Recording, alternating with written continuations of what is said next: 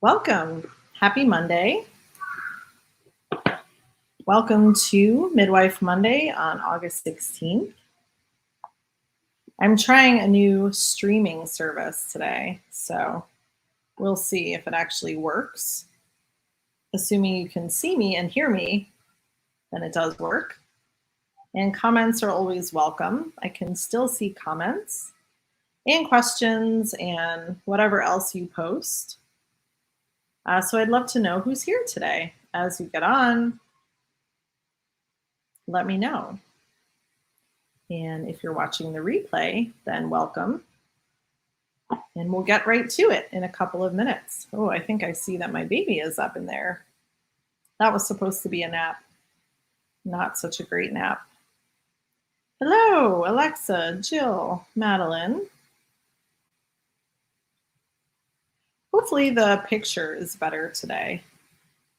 Seriously, have been annoyed with the quality of the video using YouTube live stream. And so I think my husband was equally as annoyed last week. Nobody likes a bad video, right? Nobody likes a pixelated thing they're trying to watch. So hopefully this is a whole lot better for you all as well. It looks clearer to me, although I'm learning where to look now. It's different than it was. Amanda, hello. If you're just joining us for Midwife Monday, this has become a regular indie birth event here, which has been really fun. You have a nice view of my backyard at the moment. I will eventually move over to my office space to do this, and that's coming along really nicely. I wish I could show you all, but only the couple of ladies that I saw over there today are the only ones in the world so far to have seen that space. And it's been fun. It's been fun decorating it a little bit. It's pretty simple. I don't know that I have the time and space right now to like paint and all of that kind of stuff. So kind of a bare bones office space, but I think it's cozy and it's really quiet. So I've enjoyed using that for meeting people here personally lately, which has been really fun. And hopefully a free indie birth workshop coming up in October. That's my plan. So welcome again, Gabriella, Megan. Hello. We will get to the subject matter of the day at some point soon after some card pulling. And also, I wanted to do kind of like a brief calendar review here, just for the couple of you that are here and also the people that watch the replay. I know quite a lot of people watch the replay. So just highlighting some of the indie birth events we have coming up so that you are in the know.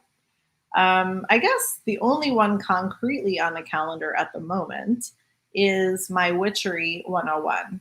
So that's an online class. There are live video things like this. There's also an online class itself. So if you can't attend live, then you can just watch the videos. All of the class material is on the online portal, also on our social. And the first and only time that I did the Witchery 101 was a couple of months ago. And it was really, really fun. And you can learn more about that at indiebirth.org/Witchery 101. It was really beautiful timing for me. And I think the 30 plus women all over the world that wanted to do this with me. We learned how to really be in our power more and protect our energies. We talked about kids and magic and how to teach them. We talked about animal totems. We talked about gemstones. We talked about plants. So many fun topics. So it's not a birth related course really, although there were a couple of pregnant women in that class. And I would expect there would probably be more, knowing our community with this next run of it. But it's not for pregnant women per se. It's for absolutely anyone that wants to tap in more into skills that I know you already have. So it's me holding space for what you already know, maybe teaching you some new stuff, and having this community of women. So it really is as close to a real life circle, like a moon circle, for example, as I've ever been a part of. It was really, really nourishing and beautiful. And yeah, Jill was there. You are so amazing. Just really amazing women that also have so much to share. So that is the plan, to run this class again in September. So check out the details if you want to join us.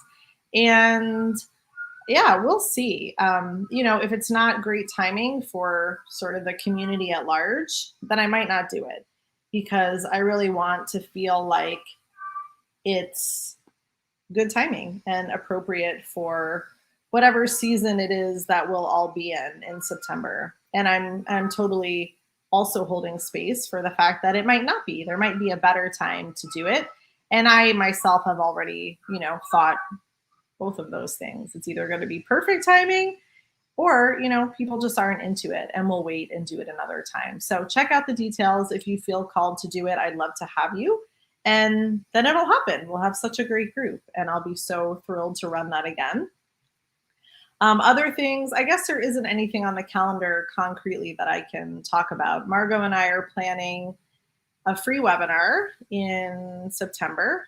And actually, I think we do have a date, but I'll hold off on that because I'm not remembering it right now. And that webinar will be for people that want to be midwives, are thinking about starting this path. So be looking out for that. I'm playing with the idea of doing an in-person weekend here in Kentucky at my office, which is about 1 minute from here in Berea, Kentucky, and opening that up to probably anybody interested in birth work is what I'm thinking right now. So maybe you want to be a doula, maybe you don't know, maybe you just want to explore these ideas.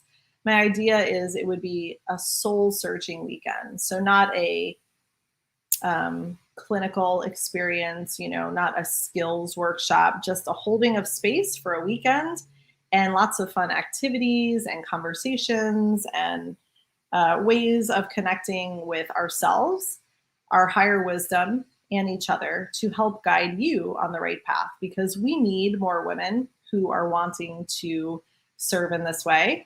And I would love to do that in person. It's been a long time since we've done anything more than a free workshop in person. So if you're interested in that, you can let me know by email. That would be helpful. If I decide to do it, I'm sure.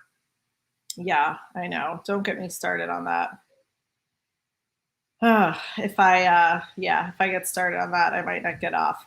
But that is a very real part of the conversation, and I guess why I'm still just seeing how this timing works out. So I have some cards today. I want to pull a card because I think your comment, Jill, along with this discussion of like, I'd love to do an in-person thing, but people have to be able to get here, feels more real than I would like it to feel.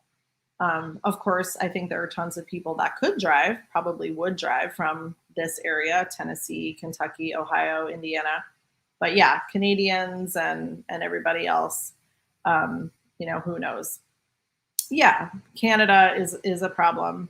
And right, we're not predicting the future here either, but it's just, following the potential curve of how things could be, maybe even just for a while. I'm not holding in my experience or projection that it would be sort of a forever thing, but in the immediate future, if travel is affected, then I think that does play into the discussion of an in-person event, as much as I would love to do that. And I think that it would be really beneficial to see people and, hug them and be in the same room. Virtual stuff is great, but it only gets us so far. So those are the couple of things on the calendar. Oh, and I guess the free indie birth workshop that I'm talking about, if you're in this area-ish, be looking out for that in October and invite all your friends.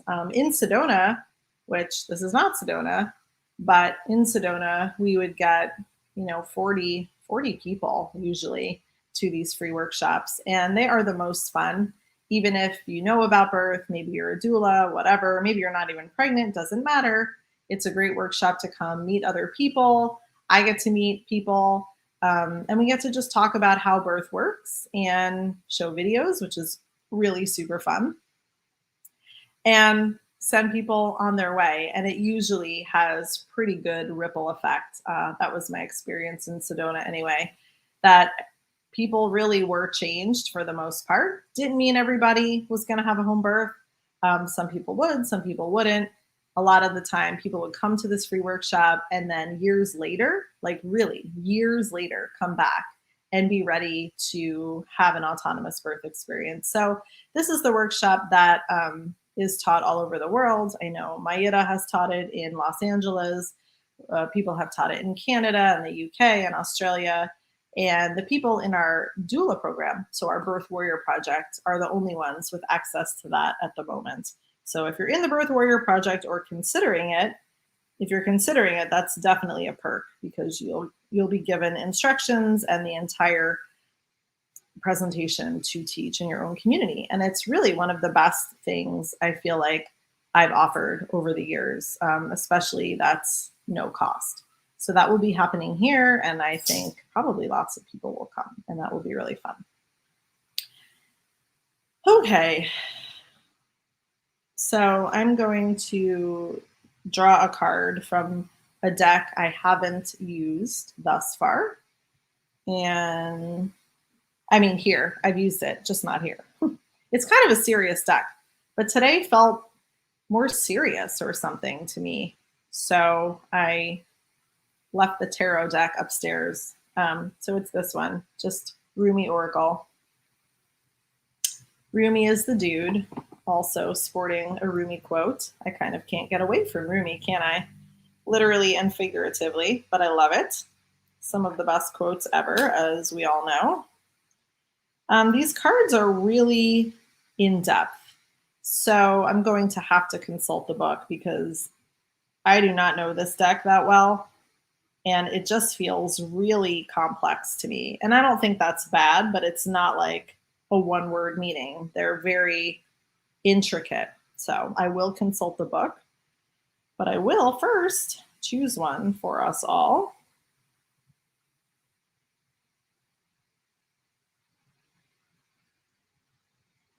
Yeah, and I guess I'll just preface the card pulling by saying things are feeling maybe heavier in a sense, energetically to me, maybe more complex than we would like.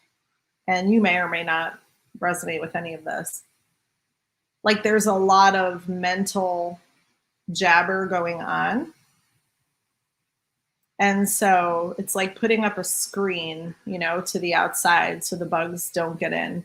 It's feeling like I need a stronger screen lately to stay in my bubble and, project happiness and joy and gratitude and creativity to live the life I want to live. Because on the other side of the screen is a lot of negativity and fear and a lot of mind wandering, right? About all of this stuff in the world. What could happen? What will happen? What might happen? What if? So for me, it's a feeling. So it's the awareness that my mind can do that, right? And I can put up a screen should I choose, but also the feeling that comes with it. That when you're feeling the other side of the screen, it's really disheartening, isn't it? It's dark. It's scary. It's, when you find you're not breathing, it's usually associated with those kind of thoughts. So taking it back to how you do want to feel, how it feels to breathe, how it feels to be alive right now, so much beauty in the world and making that choice. But yet, as humans, we're aware of the screen. We're aware of the other side. So that's the long version of kind of what I've been picking up on. And you may be feeling the same. You may not. It's all valid. And I'm not sure that anything I'm saying is really unique to me. I think there is so much collective everything, especially right now, that's another thing the screen is good for, to ask yourself, what am I even screening here? Is this even mine? And so I think a lot of it right now is putting up that screen so you can really have the boundaries that you need to be you and know that the things that come in aren't always you, but they come in anyway. Okay, so once again, my cards are all upside down and backwards. Seems to be the way lately.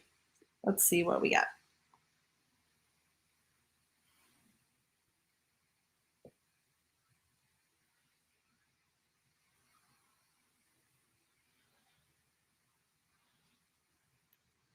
Cool. Well, I'll show it to you. It's card 31, and it's commitment. Let's see. I guess I have to get it pretty close to my camera there. Commitment. And let's see, what is that? It's a woman. Yeah, I don't know. I'm going to have to, again, these cards are kind of like, they overwhelm me a little bit. She almost looks like an angel or something, but I'm not quite sure that that's it. There's this ray of light, this kind of like cosmos, this bright light. So we'll see.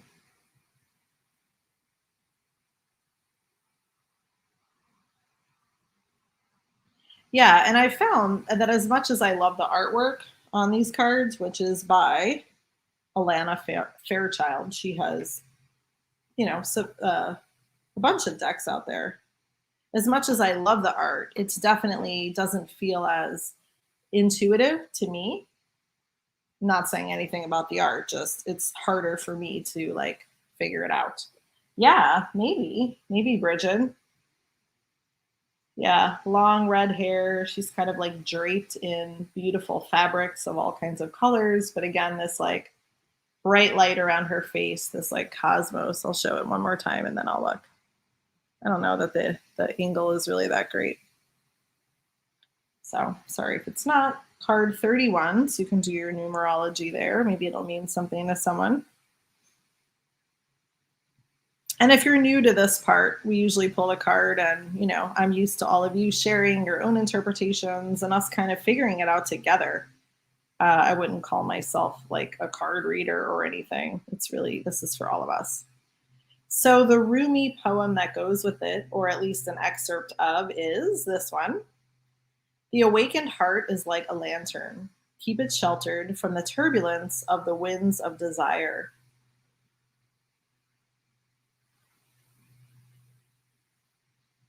So I'm going to have to like summarize. The flame that is our heart.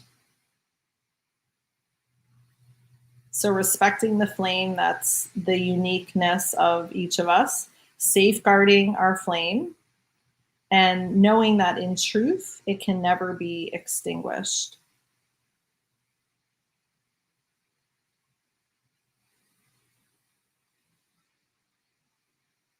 Then it goes on to talk about attachment to desire.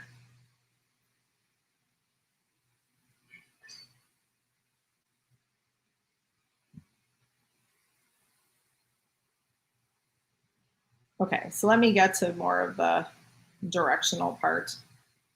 There is a way forward on your life path that needs to be seen by you now. It will be helpful for you to have that clarity and that certainty. You might have already caught a glimpse of it, but be doubting your vision or yourself. This oracle comes as a reminder to you. Don't doubt.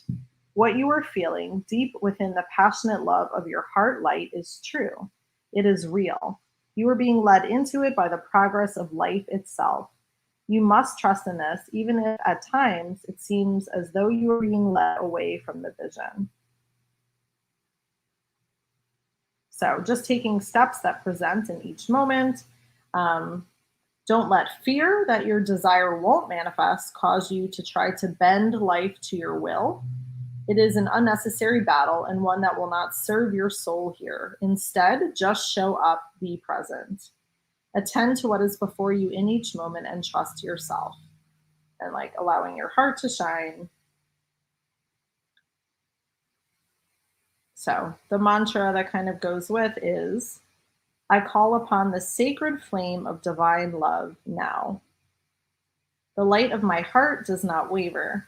It is fixed by the will of the divine and lit by the greatest flame, forever alight in the temple of one love.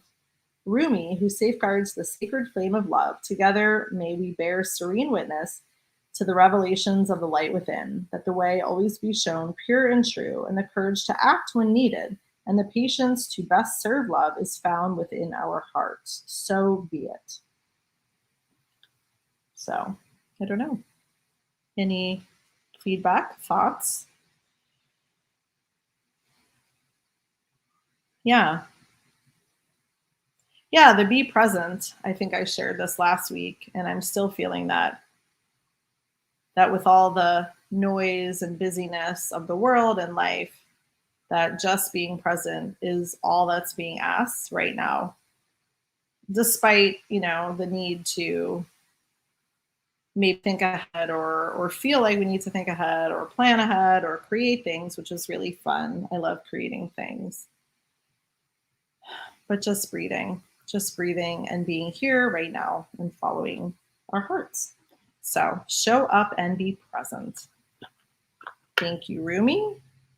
Thank you, universe. Such a special deck of cards.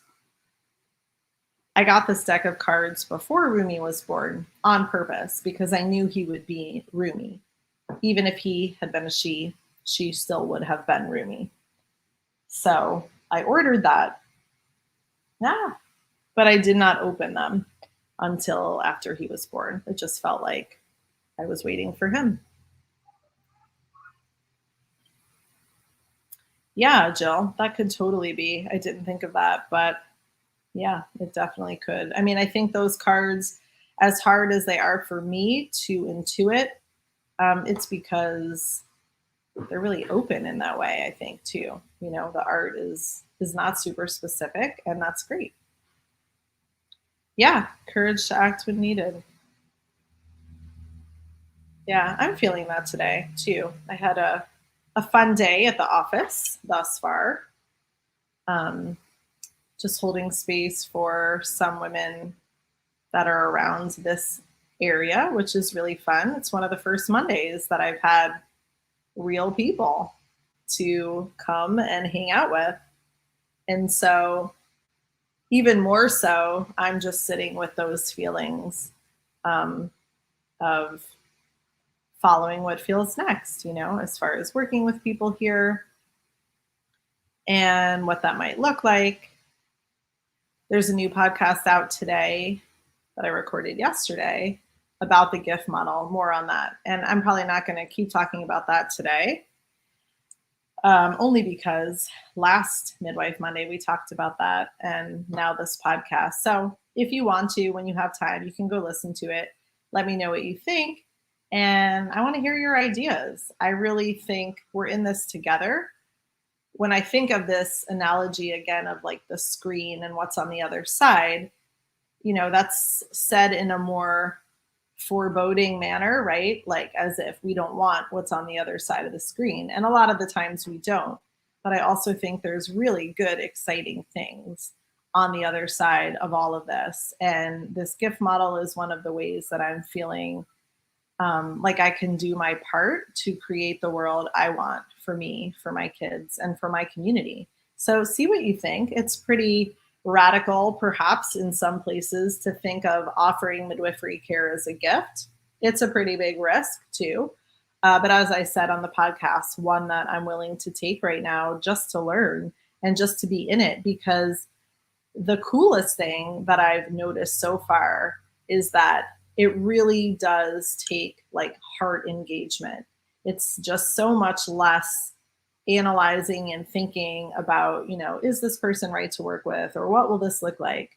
It's purely following the feelings of the heart. And, I think, again, as I said, sometimes that'll feel right and sometimes it won't. And it's honoring both aspects of that whole decision-making process. This is not my office, but I would love, Mayada, if you came and would see my office. It's just down the street. And it's really cute, and it's also kind of weird.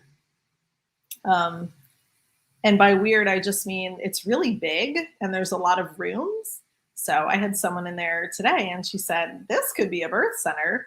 And she's not wrong. It's just that would take a lot of work. And I'm not sure that that's the exact location we would choose for a variety of reasons, but it certainly does have the space. So I don't know. Who knows what's to come? I have no idea.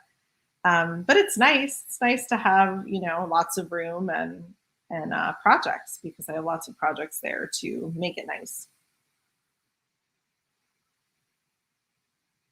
Yeah. Yeah, yeah, yeah. So how about some questions or topics today? I had one thing on my mind, but otherwise, I'm open to it.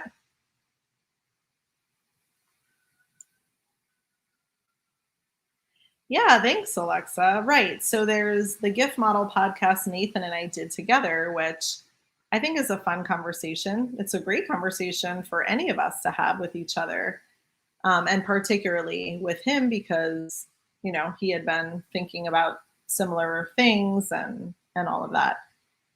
And then yeah, the one I did yesterday was more concretely like this is my service to the community here, at least right now.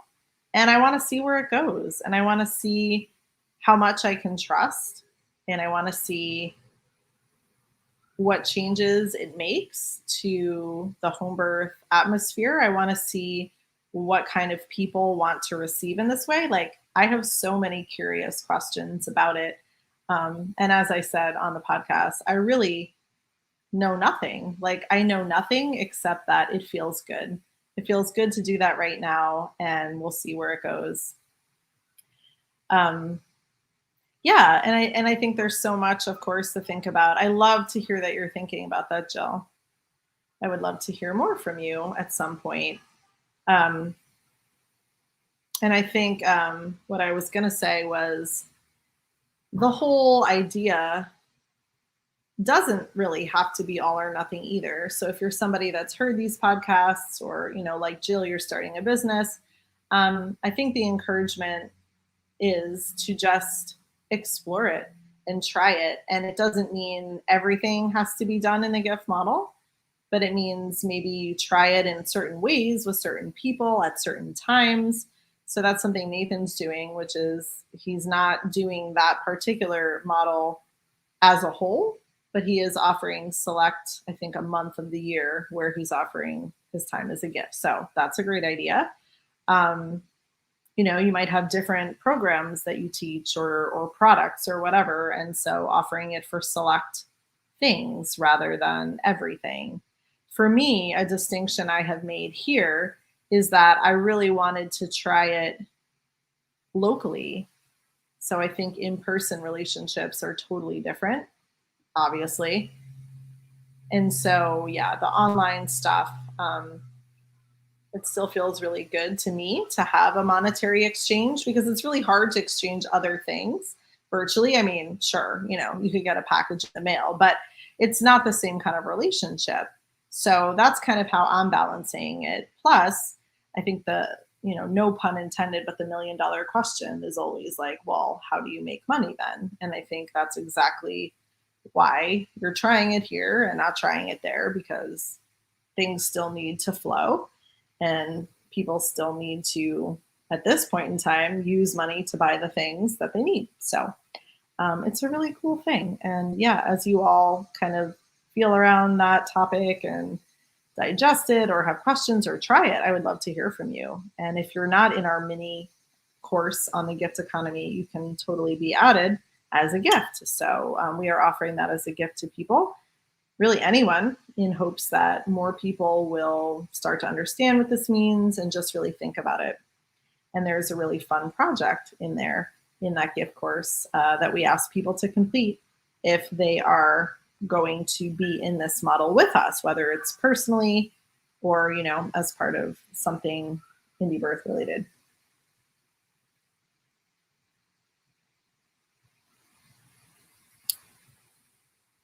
So questions, topics for today. It's 3:33, which is a very magic time. That's actually Rumi's birth time. He was born at 3:33 a.m., but still, it's a very magic time. So let me know in the chat box if you have any topics. Otherwise, I was going to chat a little bit about when clinical characteristics of a woman in pregnancy don't really seem like they're matching with what we expect to see. Oh, hello. How are you here? That's amazing.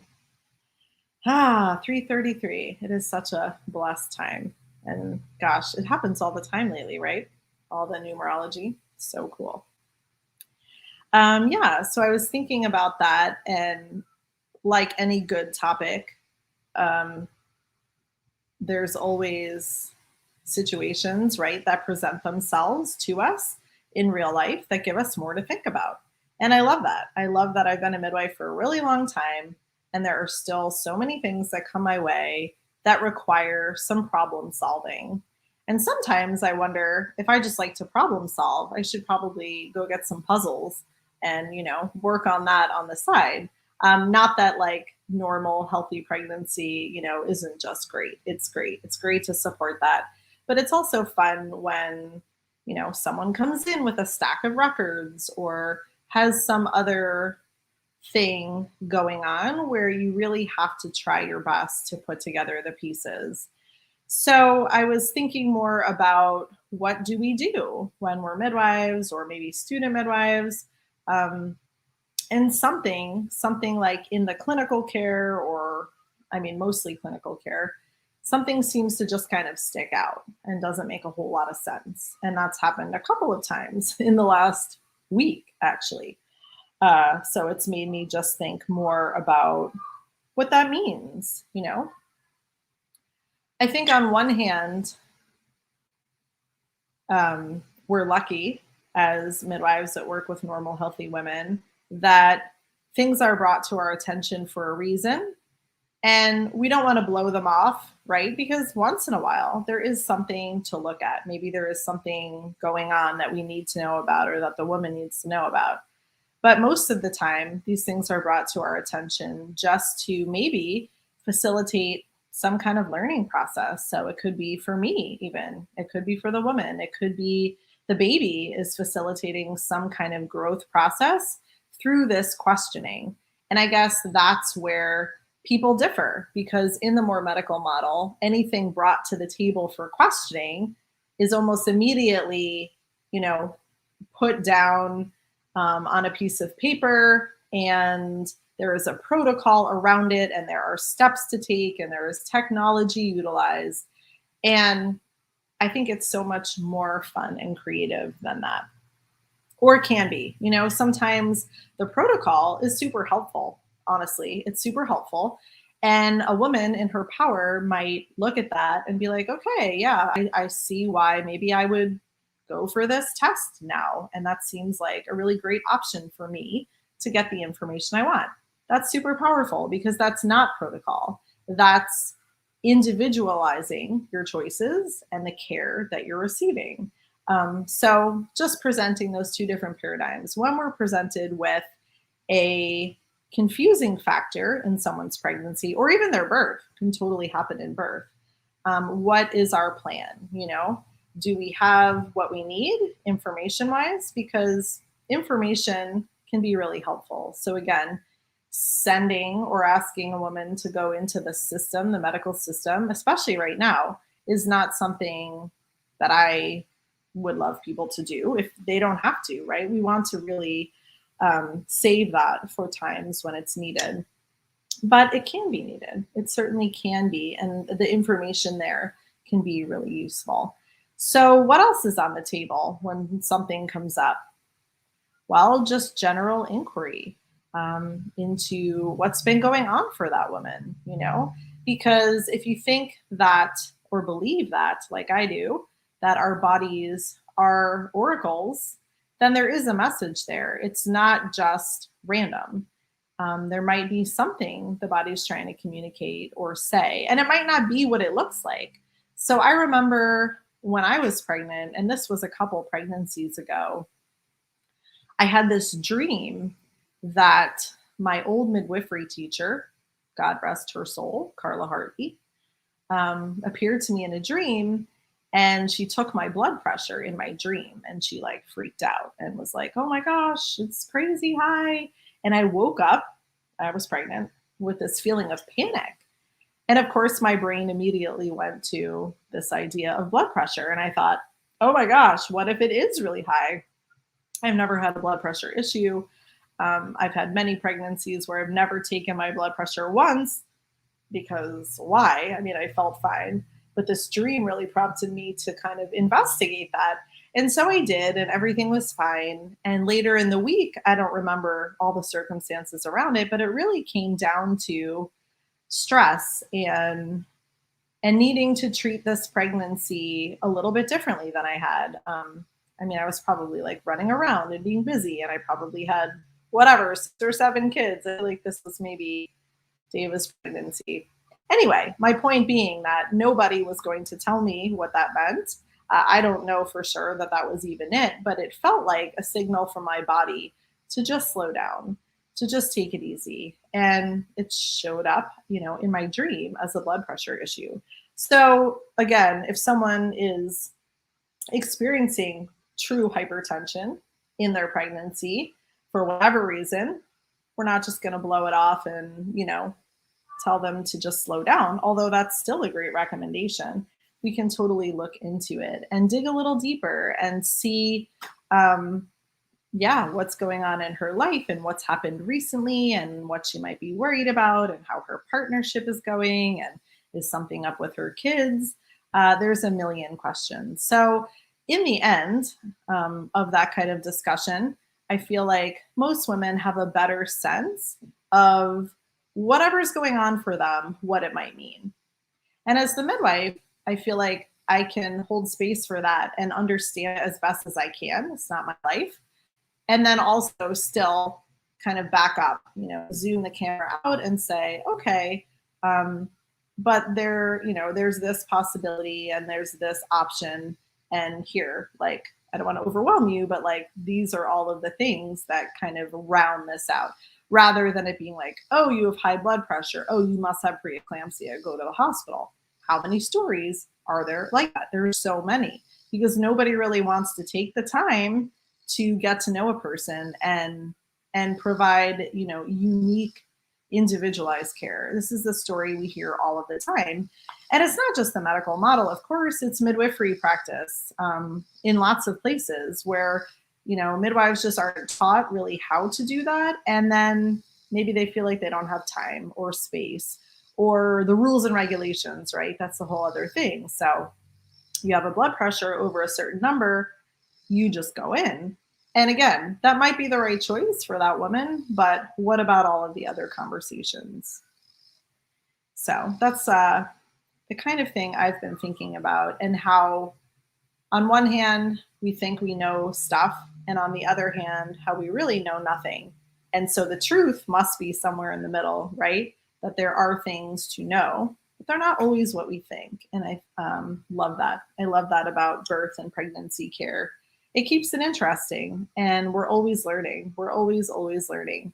And truthfully, again, with healthy moms and healthy babies, the worst case textbook scenarios, yes, we know them, we study them, but we also don't really expect to see them. So again, it's that towing the line between be aware, but also so few of those things actually become worst case scenario. And I was just talking with a midwife friend about that. It's like we're always on the lookout because that's partly what we do. But thankfully, so rarely, for example, preeclampsia, so rare in home birth midwifery care, so rare. Right. Yeah, the high blood pressure at the end of a pregnancy is a classic example, Taylor. It's classic. And again, I'm not here to say what people should do or shouldn't do. Sometimes maybe that's really the best choice, Someone has been dealing with that their whole entire pregnancy. And by that, I mean a rising blood pressure that isn't responding to all kinds of treatment, all kinds of alternative methods, maybe even pharmaceuticals, then yeah, you can get to the end and not have a whole lot of options. So I think it's just the obvious thing, which is women taking more responsibility for these aspects of their health, and doing what they can to get second opinions and get different advice rather than just treating it like a two-dimensional decision. It's not just like go in and get a C-section or else. There's often other things that can be done. And of course, along the lines of no one knows everything, that's just something that all of us could do better to absorb, in a healthy way, that we don't really know a lot about even the way the body works, truthfully. I mean, that's the truth. I think we all have a deep sense of inner wisdom that's probably a whole lot more reliable than the interpretation the medicalized world wants to give us about our pregnancies. Once in a while, they're correct, right? Once in a while, there's a baby that really isn't growing. But with the women I talk to, virtually, email, over the years, a scenario like that, right? They have serial ultrasounds every single week. And everybody's concerned this baby isn't growing, and the baby comes out normal and healthy and obviously was growing. And then you have to wonder if all the ultrasounds maybe confused the whole thing and made the baby not grow as well, because exposure to ultrasound every week is probably not a great thing. So it's just this hamster wheel effect of creating problems by looking for problems rather than expecting the best and being aware if something were to come up. Those are just two completely different viewpoints. So not that one's right or wrong, really. It's just, where do you land, especially if you're pregnant? Where do you land? Do your viewpoints match up with that of your midwife, that of your doctor? Because when they don't, that's where the problems come in. You really have to be on the same page. And it's also not a doctor or midwife thing. I think there are definitely doctors out there that are willing to work with women in this way. And, informed choice and risks and benefits. And hey, I'm here holding space for whatever it is you want to do. But it's pretty rare for sure. Any other questions or comments along those lines? I don't know how we got off on that topic exactly. I guess that's just been something I was thinking about.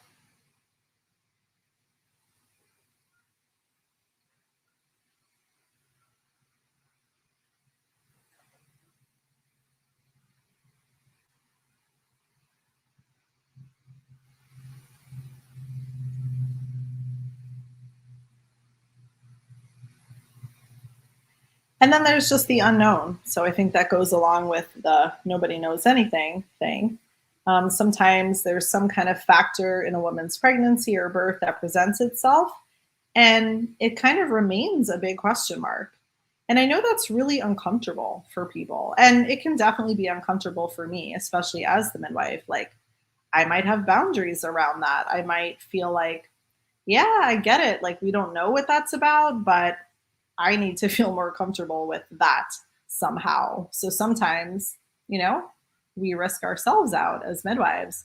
But more commonly, if you're in a place of like trust with the woman and the woman says, like, hey, I don't think this is a problem. I feel fine. My baby is fine. I don't know what this outlying number is about, whatever it is. Then there's also just that unknown and the uncomfortableness of sitting in that, and her doing her reflection and internal work, and for me too, sitting with that and thinking, yeah, we don't know, could be nothing, could be something kind of obvious, and coming into my own, not just place of trust, but my own voice and intuition as far as if it's a big deal or not.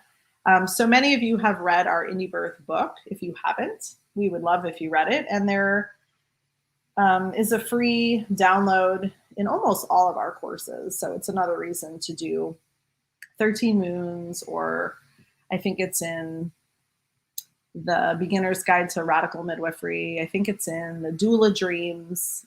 So these are all of our courses, entry-level courses. Most of them have a free download. So go read it if you haven't, or if you would. We would love if people would read it. And there's a story in there of my friend Christina, and she's been on a couple of podcasts, so many of you know her, and I think a couple of you have met her personally. She's beautiful and wonderful and amazing. When we met, she was 37 weeks. She was a primary VBAC, so she had had a cesarean, pregnant with her second baby, had been through so much with the second baby. She was dropped by every midwife, every obstetrician, and wound up under high risk care with a perinatologist, essentially, down in Phoenix, which is not close to where we used to live. And they were monitoring her every day. And it was crazy that she even put up with it that long, but she hit her limit. And so we met, and I was so amazed by her resilience. I think a lot of women, and no judgment here, but a lot of women in that scenario, they're really beaten down. They're really negative, and all they can focus on is what they don't want, because that's just what's in their reality all of the time by what they've chosen. And Christina was different. She knew very firmly what she wanted. And despite all the recommendations from this perinatologist about a repeat C-section at 35 weeks, at 37 weeks, she just kept saying no. And it was one of those situations where there is so much questioning. I didn't know. I looked at her stack of paperwork, obviously I met them. There didn't seem to be anything strange to me going on, but yet I had to reserve that possibility that maybe the doctors were right. Maybe this really was a high risk scenario. Maybe her baby really wasn't growing. Like, there were a million questions I had that I also couldn't get concrete answers to. So that was a very educational and humbling experience walking with her. She had a beautiful birth, and she's gone on to have a third baby. Both of her stories are podcasts, so you can find those. But she's somebody that embodies the mystery, the impossibility in a really powerful way. And again, such lessons that these women offer us. And I'm so grateful. So, again, devil's advocate, that's not to say that everybody that comes in wanting a midwife and a home birth is really suited to that. Or maybe I'm not suited to working with them. That's not to say that. I think there definitely are women out there that maybe aren't healthy, or who knows what, just, birthing at home is not the best thing possibly for them. But wading through all of the numbers and the unknowns. And I said to someone today, it's like putting a puzzle together. And sometimes when someone brings in all the pieces, they don't even look like they go to the same puzzle.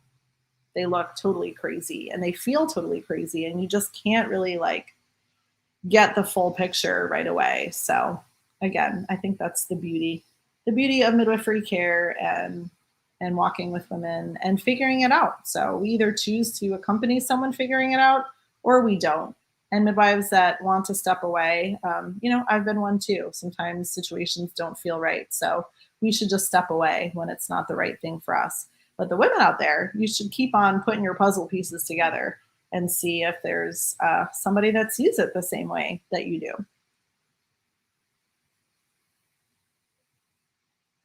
Oh man, pelvimetry.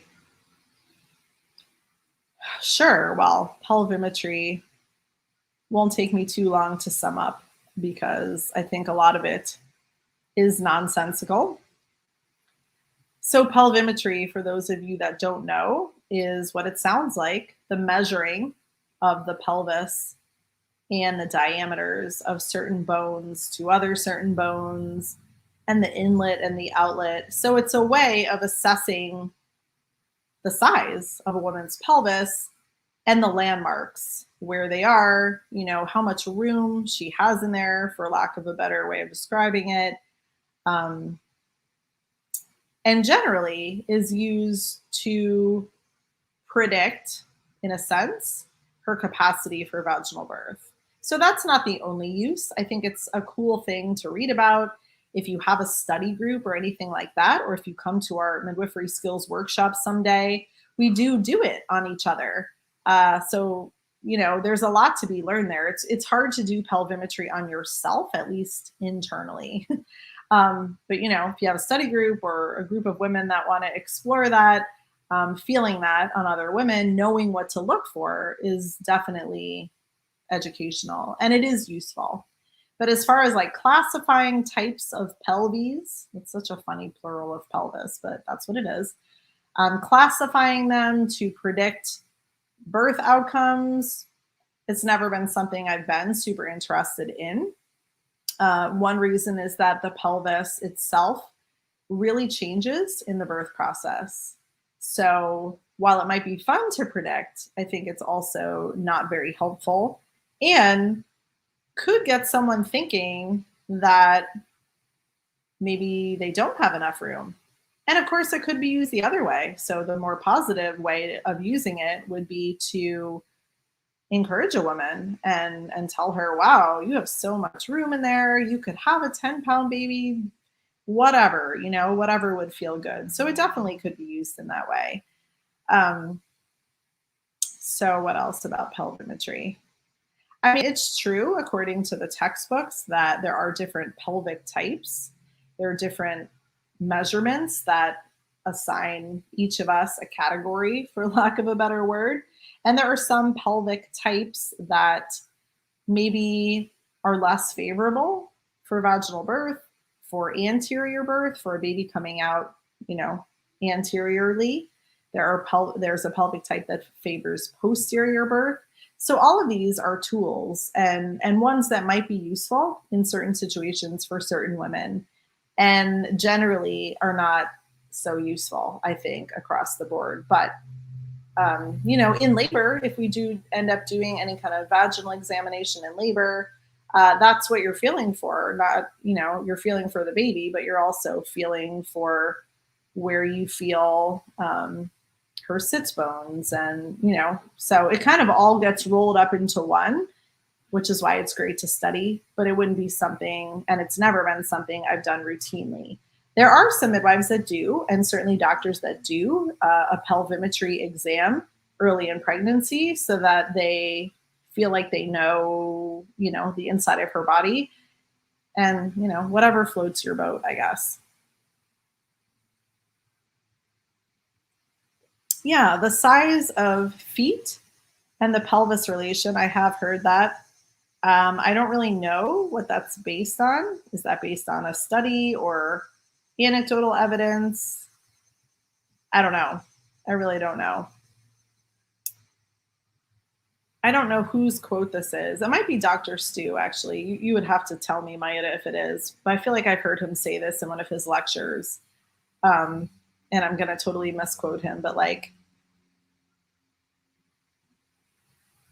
yeah, essentially, every pelvis is adequate. Really, every pelvis is adequate usually for the baby that the woman has inside. And this might be kind of quoting someone else. I don't know if it's Gloria LeMay or Gail Hart, but unless someone's been in a serious maybe car accident earlier in their life, or has severe pelvic deformities for whatever nutritional reason. I mean, it's pretty rare in our culture, but it, I'm sure, happens in less developed places. Then there's really no reason to worry. So those two things aside, you should be able to get a baby through your pelvis because you grew that baby and your body knows what to do with that. So it's never been something I've worried about for myself. And I'm really short. If you didn't know, I'm only 5 feet. I do have pretty good sized feet for what that's worth, but they've grown a lot since I've had babies. And having an 8.5-pound baby is not huge, but that's been about the size of my babies. My one baby, True, had a 15-inch head. That's pretty sizable. So after he was born, I felt like I could do anything. I could have a 10-pound baby because it's all about the head size. Yeah, I know we're kind of on the same page with all of that, but it is a fun thing to talk about. Is there ever a time a woman should push instead of waiting on her body? Yeah, that's a really interesting question, Alexa. And I can think of a couple of births. And funny, this was a couple of years ago, and it was two births virtually right in a row. And they were both first time moms. And Margot was with me. This is why I remember it. And they both had pretty normal labors. And by that, I mean, I don't know, 24 hours. I mean, nothing super quick, just kind of normal labors. And one mom, at one point, she just felt kind of done and like she didn't know what to do. And we did, with her consent, of course, do a vaginal exam. And she was complete. There was no cervix there, but that doesn't mean you're ready to push out a baby. It just means your cervix is out of the way. So if I remember correctly, she did try to push because she was more like, I'm done with this. Like, if I'm open, I'm going to push. And we were like, okay, do whatever you want. And it didn't work. It didn't work. It just exhausted her. And long story short, it ended up being, I want to say 5-6 hours later, maybe more, that her body effortlessly just pushed the baby out on its own. So that was cool. And then the second birth, again, this was all in like the same week. Another first time mom, similar. She was kind of exhausted. Same thing. Like, am I ready to push this baby out? And we always say, if you have to ask, no, your body will do it. But vaginal exam, and vaginal exams are pretty rare. But here we are. We had two in a row. And she was also complete, meaning that there was no cervix left. And it was the same conversation. Well, I mean, you can try and push the baby out. And this mom decided, yeah, she was going to. She was done. She was tired. And so she did. She did it, but her body wasn't participating as much as with the other mom. And there is no right or wrong. These were their decisions. I think sometimes we can push when it's not really time and it works out just fine. And other times it's not going to happen because it's not really about us or effort. It's about the baby being ready. So I think there's a lot to consider with pushing. And some people, and I know Margot has shared this publicly, so I don't think I'm saying anything I shouldn't here, but with both of her births, Celosia and Arrow, she just pushed. She didn't feel the urge to push. And once in a while, someone doesn't. They just kind of decide that they're done doing this part and they want to do this part. And, I don't know that I've had that experience in my own births. Kind of all over the place. I've experienced my body pushing out a baby without help. I've experienced Rumi's birth, which was lots of pushing that wasn't going anywhere. So I think it is a connection between mind and body and also like just mom and baby. But generally, like if I had to say what the ideal circumstance was just for hormonal flow, it would be waiting until the body is doing on its own. But women might choose differently. Oh, I love you, Sacha. And I love all of you for being here. This is always such a fun chat. And I didn't have to run out today. So it got to be a little longer and less awkward with me saying, gotta go. I love the footprint, Mayetta. That's crazy. Oh, I guess another thing that comes to mind, Alexa, just to kind of like actually answer your question. Sometimes if we feel rarely like a baby is needing to get out sooner and the mom is open, then she might push and not really wait for her body to do that on its own. So I can think of one mom a long time ago, like 15 years, a long time ago, who had a placental abruption in labor, which is not pleasant. And I was not the midwife. I was a student. And so she had significant bleeding during labor. She was her second baby. And anyway, that was what they came to. The midwife and the woman came to together, which was like, just get the baby out because, it seems like the placenta is maybe detaching and we don't have a lot of time. So just push.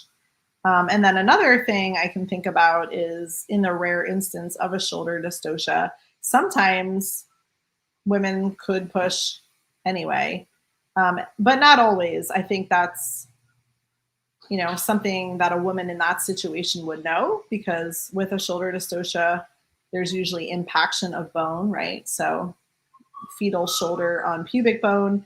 And if it's truly impacted, all the pushing in the world isn't going to do anything. But that mom might be guided to push here and there as maybe her midwife team is working on helping her get the baby out. So it's all about good communication, I think, and following your body and not following anybody else's orders. The good old, you're 10 centimeters, you should push.